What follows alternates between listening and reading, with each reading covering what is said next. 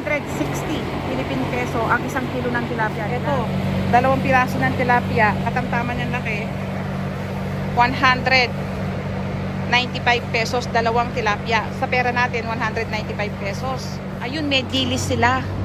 Bili tayo, subukin natin. Sa pera natin, Philippine peso, 150 Philippine peso. Ayan, dilis yan. Bili tayo ng isa.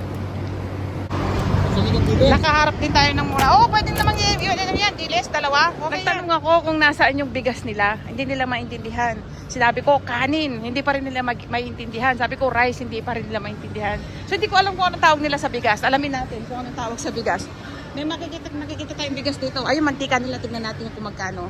130 Philippine pesos ang isang litro nila ng soya oil. Isang litro yun, ha? 130 Philippine pesos. Isang litro ng soya oil. Compare niya, mga kabayan. Yung vegetable oil nila, isang litro, vegetable cooking oil, isang litro, 120 Philippine peso. Ito, 130 Philippine peso. Isang litro uli ng cooking oil nila. Vegetable cooking oil, isang litro, 130 Philippine pesos. Tignan nyo, oh. Iba-iba yung mga cooking oil nila, oh. Ayan, oh. Galing, no? Ayan, oh. Tapos sa kabila, mga olive oil, tsaka iba-ibang oil, avocado oil.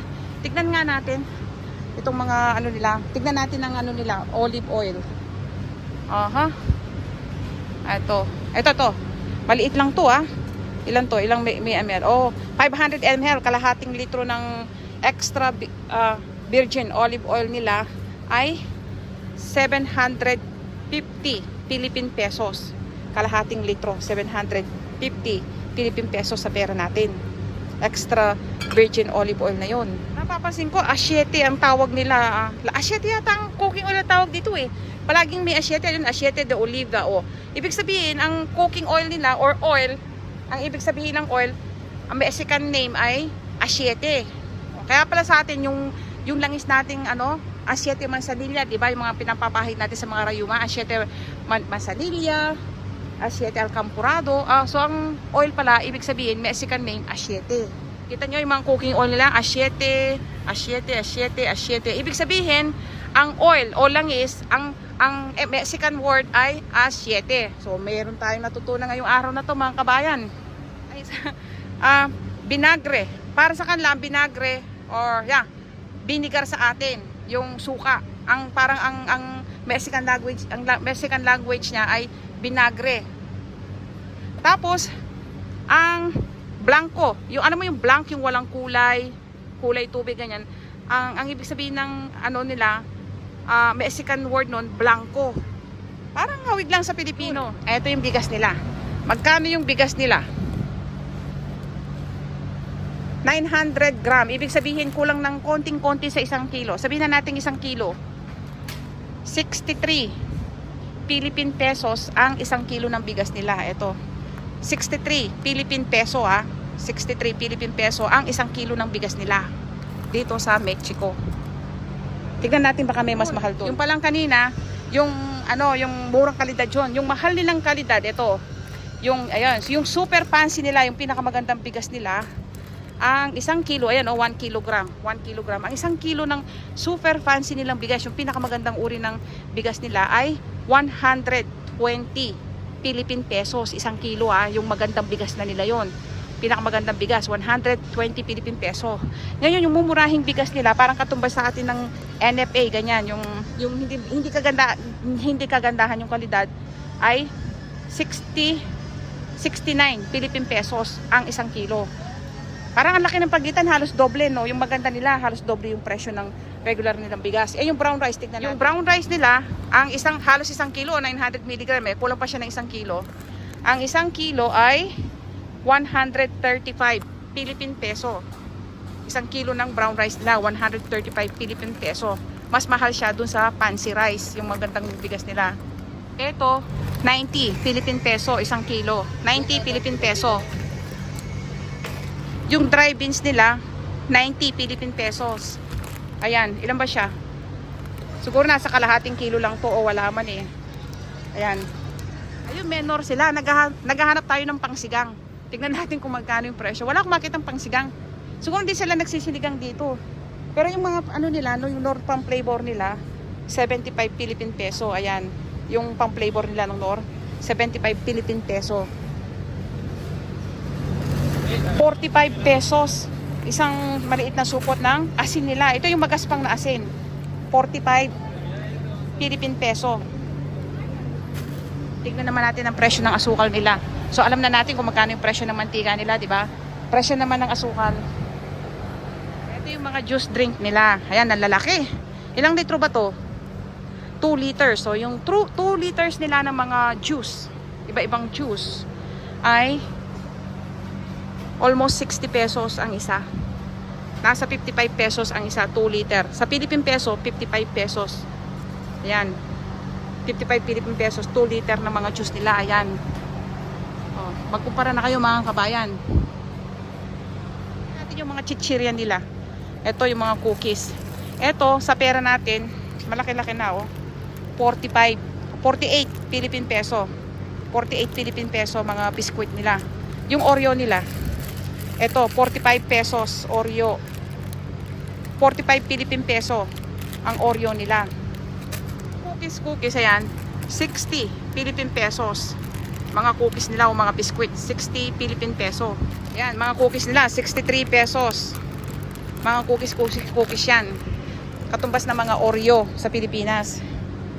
Ito, 105 Philippine pesos. Chocolate chip, ayan, 105 Philippine pesos. Yung chip ahoy nila, 76 Philippine pesos, ang liit lang, oh. Siguro imported. Ayan, 76 Philippine peso. Ang liit lang yung Oreo nila, chips. Ito, kamukha nung sa atin to. Awig, oh. Yung ganito nila ng mga cookies na chichirya, 60 Philippine pesos. Ito, 45 Philippine pesos. Ayan. Ayan siya. 45 Philippine pesos. Kala ko chismoso, cremosas pala. Tapos yung Alicia cookies nila, 60 pesos sa Philippine pesos. Yung cookies nila, ha. Ito, katumbas ng pita, yan, malaki-laki siya, oh. Ano lang siya, 75 Philippine pesos. Yung pita sa atin, ayan, 75 Philippine pesos. Yung apple juice nila, ito, 75 Philippine pesos. Almost 1 liter ng apple juice nila, mga juices nila, 75 Philippine pesos. So, nasa Walmart tayo, ah. Nasa Mexico tayo. Sa Playa de Carmen. Kung di ako nagkakamali ang tawag sa town. Ito, ang juice nila, 1 liter mango, 1 liter to, ha. 73 hanggang 72 Philippine pesos lang siya. Ito yung mga, siguro ito yung magandang juice nila. 1 liter, almost 1 liter, kulang pa nga sa 1 liter. 138 Philippine pesos. Ayan. Hindi ko alam kung per piraso to. Ayan, oh. Kasi hindi siya nakapak. Ayan, oh. Naka-individual siya. Ibig sabihin to per piraso, di ba? Kasi hindi naman sila maglalagay ng hiwa-hiwalay. Alam niyo ba kung magkano to sa pera natin? 20, kung i-convert mo siya sa Philippine peso, 24 pesos sa pera natin. Ganito lang siya. Isang maliit na juice. Puro ganyan. 8.59, ganyan. And di, may na 20 pesos na pala yung juice dito. Yung maliliit na juice. Oh, fruit juice, vegetable juice, 45 Philippine peso. Isa lang, oh, ang liit-liit, oh. 45 pesos sa pera natin. Ito yung mga fruit bar. 126 Philippine peso. Mga fruit bar, 126 Philippine pesos. Ito 120 Philippine pesos. Ito naman 136 Philippine pesos. Ito 180 Philippine pesos. Yung Cheetos nila 150 Philippine pesos. Ayan, Cheetos. Sa pera natin, 150 Philippine pesos. Yung parang katumbas ng Lay's ito, ah. Lay's ba to? Kakulay siya pero hindi kapangalan. Ayan. 161 Philippine pesos. Hindi siya kapangalan, no, pero mukha siyang Lay's. 100, ano din siya? 171 pesos. Kung di ako nagkakamali, 171 Philippine pesos. Yung chichirya nila. Magkano kaya itong mga soft drinks nila? Alam ba? 2 liters. Magkano kaya yung mga 2 liters soft drinks nila dito? Ayun, yung 2 liter nila ng soft drinks dito. 2 liter na mga soft drinks sa Sprite. 105 Philippine pesos. 105 Philippine pesos. Yung iba't ibang uri nila ng soft drinks. 2 liter yon, 105 sa pera natin. Ayun, mas mahal pa yung ano nila kaysa sa amin, yung kape. 330 pesos ito. Sa Philippine peso, 330 pesos. Ayan. Ito, 255 Philippine pesos. 255 Philippine pesos. Hindi pa siya puno, oh. Wala, mahal yung ano nila, Ferrero Rocher, oh. Ilang piraso lang. 8 piraso lang yata to. 8 piraso ng Ferrero Rocher nila. Sa Philippine peso natin, almost 290 pesos. Philippine pesos. Ito yung brand ng kape nila. 310 Philippine pesos. Malaki-laki. Mura yung kape nila, oh. Yung kape lang to, 175 gram. 310 Philippine pesos. 192 Philippine pesos. 192 Philippine pesos Coffee Mate nila. Ito, 210 Philippine pesos. 210 Philippine pesos Coffee Mate nila. Ito, 235 Philippine pesos. Ano, 235 Philippine pesos. Kung di ako nagkakamali sa pera natin, yung Coffee Mate nila. 36 Philippine pesos. Ayan, 36 Philippine pesos yung noodles nila. Yung tuna nila, ano din, almost 50 pesos sa pera natin. Yung tuna nila, yung kakatumbas ng century tuna. 150 Philippine pesos yung raspberry nila. 150 Philippine pesos. Pati rin yung blackberry nila, 150 pesos Philippine. Ang strawberry nila, ayan, 600 Philippine pesos. Strawberry nila, 600 Philippine pesos yan. Yung notebook nila, sa pera natin, 190 pesos. Notebook, isang notebook, 120 Philippine pesos. Ito, 171 pesos, Philippine pesos. Yung notebook nila, 171 sa pera natin. Yung makapal din ng notebook, 609 pesos. Ayan ang kapal niya. 609 pesos yung notebook na yan. Ito, 135 pesos mga notebook. Tingnan nga natin yung bag nila bago kami umuwi. 519, ibig sabihin 1,560 pesos sa pera natin. 1,560 pesos ang isang bag na to. Ito almost 2,200 Philippine peso ang bag na to. Pambata, 2,200 Philippine pesos. Ito, nakasale na. Dati siyang 1,500 Philippine pesos. Ngayon, 1,200 Philippine pesos. Backpack. Ito, 390 pesos sando nila. 390 pesos yung sando nila. Hanapin ni Mr. yung dalawang anak namin. Siya lang yung nagaya dito, mahihilig yung mga yun. So habang inaantay, dito lang daw ako, di tayo mapakali. No, sabi ko dito lang ako, sabi ko. Ayan, naikot na ako, hindi pa nga siya nakakalayo, umikot-ikot na ako. Ay, parang kasya to sa anak ko, kaya lang baka hindi niya magustuhan, sayang yung pera. Yun ang problema, gusto ko siyang ibili, pero pag hindi niya nagustuhan, wala, sayang yung pera. Ayun, ang gaganda ng mga short. 900 Philippine pesos yung mga t-shirt nila. Ito, 600 Philippine pesos. Yung short nila, sa pera natin, 1,200 itong mga short na to. Ayan, 1,200 pesos sa pera natin. Sa pera natin, 1,350 pesos. Polo, 1,350 pesos. Ayan, nakabili lang ako ng dalawang, ano ba yun, dilis? Isang notebook, isang ballpen, tsaka cotton buds, at tsaka lang 3 souvenir. Pwede na yan. Tama na yan. 1,200 Philippine pesos. 1,200. Pangligo, Baka gusto ng mister ko. Hindi ko maintindihan yung size nila. Sabi ni mister, ubusin mo lahat ng presyo niyan? Mamaya pa tayo uuwi. Mauubos ang bakasyon natin, sabi niya. Hindi, habang inaantay lang natin yung mga anak mo, sabi ko. Ito tayong hat. Ang ganda, Kaya lang, Hindi ko alam, parang hindi naman bagay. Ayun, may nakita tayong dress. Tignan natin, baka may bagay sa atin. Ito, parang magandang kulay, kaya lang hindi presko. Kaya lang hindi masarap sa katawan. Oh, 1,050 pesos din siya sa pera natin. Alam nyo, hindi kami magkaintindihan sa size ng damit dito. Hindi ko maintindihan yung size nila. Iba yung nakalagay. Basta hindi ko maintindihan talaga. Hindi ko kayang explain yung size nila. Ayan, oh. GD, siguro large. Basta iba yun. Hindi ko talaga magets. Yan. Namimili ako, kaya lang hindi ko maintindihan talaga ang size nila. So, tsachamba na lang tayo ng size natin. Parang may nagugustuhan ako sa mga bestida nila eh. Pang trabaho. Ayan. So, yung mga bestida nilang ganito, ang presyo niya, nasa ano siya, 1,000 hanggang 1,200 pesos. Yung mga parang duster nila, tsaka mga bestida. Ayan o, 1,000 hanggang 1,200 pesos ang presyo ng mga yan.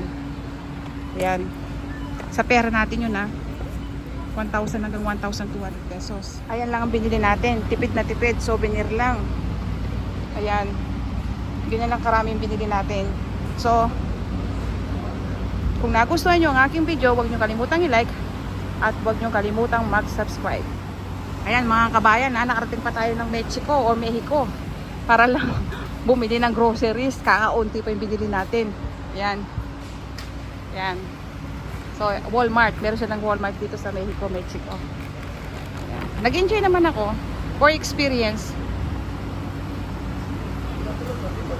Kung nagustuhan yung aking video, huwag niyo kalimutang i-like at huwag niyo rin kalimutang mag-subscribe. Salamat! Oh. Yeah, again. How much it is minus the taxi? So ito yung mga Mexican pesos. Ayan. Mga tingnan niyo, kahawig ng pera natin 100 ano ba 'to? Mga Mexican money. O tara na, magbabayad na tayo mga kabayan. Ito ganito pa itsura ng mga Mexican money. Nagmamadali tayo. Ayan. Ito pala yung mga Mexican money. Mas maliit pala yung pera nila kaysa sa atin. Ang liliit ng bills nila, oh. Sige. How about here, Dennis? Short line up. We can do it. Us? Okay. I'm just gonna count your money there. Make sure you How much? How much is that? just 10 pesos. Yeah, is that one coin 10 pesos? No, 1 coin is 5 pesos. There's different coins. Oh gosh, I don't need to give shit. Okay. So nakakalito yung nila dito. Alam niyo ba na yung barya nila nakakalito? Magkakamuka. Asin talagang parehong-pareho. Yung $5 nila, $2 nila, yung 10 pesos nila, tsaka yung 20 pesos. Magkakamuka. Magkakaiba lang sila ng size. Tapos yung size nila, maliit lang ang Kaya nalilito ako kung alin yung 5 piso nila, at saka yung alin yung 10 piso nila, tsaka yung 20 pesos nila. Kasi nga, magkakamuka yung barya nila. Isang design lang, nagkakaiba lang ng size. Ayan, nagbabayad na tayo. So, yung binili namin, eksaktong kulang lang ng 5 Mexican peso, halos 1,000 Mexican peso. So, sa pera natin, 3,000 Philippine peso ang binili natin. Ayan lang. Alam niyo ba kung magkano itong bag na to? 14 pesos daw. Yung number nila, kamukha lang ng number natin. Pareho lang yung lengguwahe natin. May washroom dyan, ganito. Ayun, may washroom daw dito, may banyo. Tingnan niya, pati banyo magkapangalan. Tapos yung pera nila, magkahawig lang sa pera natin yung pangalan. Ay, yung bilang pala. 1, 2, 3, 4, 1,100. Yung palang 1,000, 1,000 sa kanila. Oh. Kaya nga kanila sabihin sa akin, gusto ko daw ng grocery bag. Sabi ko, oo. Ang yes ng Meksikano eh. Ngayon, ayun, nalampasan ko yung washroom, yung banyo. Nalampasan natin yung banyo. Ayan. So, sabi niya kanina 14 yung bag. So, kamukha lang sa atin, no? Talagang hindi naman nagkakalayo yung lingwahan nila sa atin. Marami yung pagkakahawig. Kaya kahit di ka marunong mag-Espanyol, makakaintindi ka kahit paano. Pero pag nagsalita sila ng mabilis, wala akong maintindihan kahit isa. Ang bilis nilang magsalita. Pero in fairness, palabati sila. Palagi silang magandang umaga, magandang gabi, o kaya yung hello. Kasi ang hello nila, hola. Gracias, salamat, yan. Tapos, komustas, yan. Pero sila palagi, hello. O kaya good morning, o kaya magandang hapon, ganyan. Palagi silang bumabati kahit saan ka magpunta. Palabati naman sila.